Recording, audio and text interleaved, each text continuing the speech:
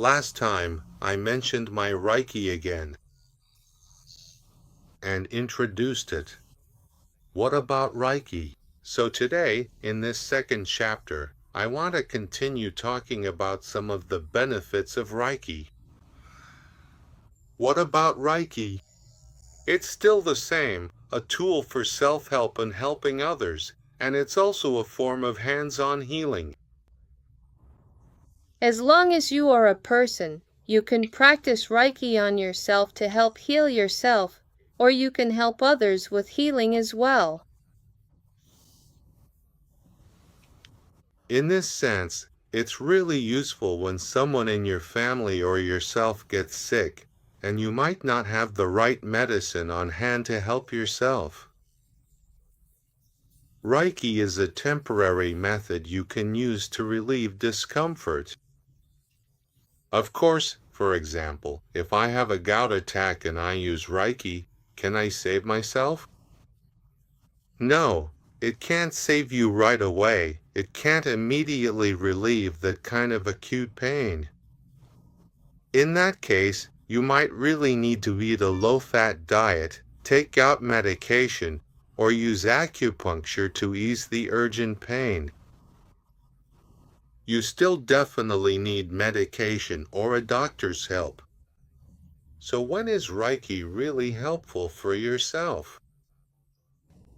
For me personally, it's actually when I have a cold or a cough. When I just catch a cold, when I start to have a little runny nose and feel a bit under the weather, at that moment, if I immediately do Reiki treatment, the benefit I get is that my runny nose stops right away and my nasal congestion clears up. That's my own personal experience.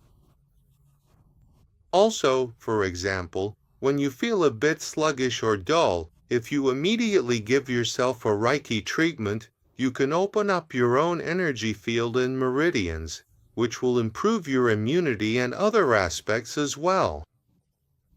You'll feel an immediate and significant boost, and when you consistently practice these beneficial eye exercises, it's truly like starting up the powerful engine of a finely tuned car. Your personal energy and entire energy field become noticeably stronger and more vibrant, and you'll naturally attract even more positive and revitalizing energy from your surrounding environment.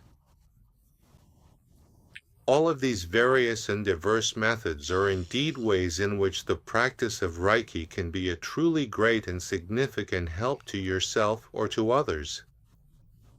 Okay, for example, if a child is feeling unwell or something like that, of course, for serious illnesses you definitely need to see a doctor, there's no question about that.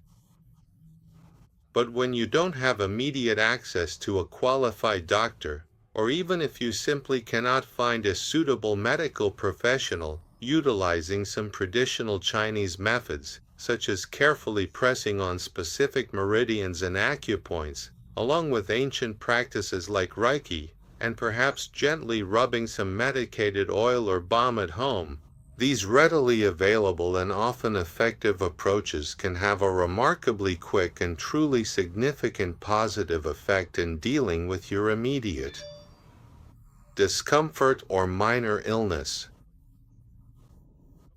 So, what benefits can you actually get from learning Reiki? The first thing is that within the system of the 3 channels and 7 chakras in our body, we will open up our central channel. Actually, the central channel isn't always fully open ideally, it should be, otherwise you'd basically be dead. So the question is, just how open is your central channel? Another analogy is that the central channel is like a water hose. Is your hose just a regular, very thin one, or is it a bit bigger, or even a really thick pipe? This pipe allows you to draw in energy from your surroundings, and to put it more broadly, it lets you connect with the universe. But don't overthink it. Basically, it just means that when our energy is flowing, our body's vitality becomes stronger, allowing us to access more energy. So what are the benefits of opening up the central channel? One of them is that your spiritual awareness and self-realization, your ability to awaken, will be enhanced. Your body will become healthier, more energetic, and you might even need less sleep. These are some of the benefits you get from learning Reiki or Qigong. Another great advantage of Reiki is that once you learn it, you benefit for life. Even if you stop practicing for 10 years or so, as long as you start working on it again and practice with your body, the energy flow will return. Of course, if you keep practicing consistently, it will come back even more easily. So what happens after 3, 5, or even 7 years? What about the individual and their body? Will we notice any obvious differences? Compared to when we first started practicing Reiki, what changes are there? The connection between your body and energy will keep improving. So, when you're about to leave, actually, our body and energy accumulate things over the years. As we go through life, eating all sorts of nonsense and stuffing ourselves, all of that gets stored in our body's energy system. Those blockages, plus all the toxins squeezed into our physical body, are still there. One night, in my own energy field, in that sense of attunement, we all end up accumulating a lot of junk because of our subconscious minds and the way our bodies serve others, like pouring drinks for newcomers. After serving the newcomers, we store up a lot of this garbage.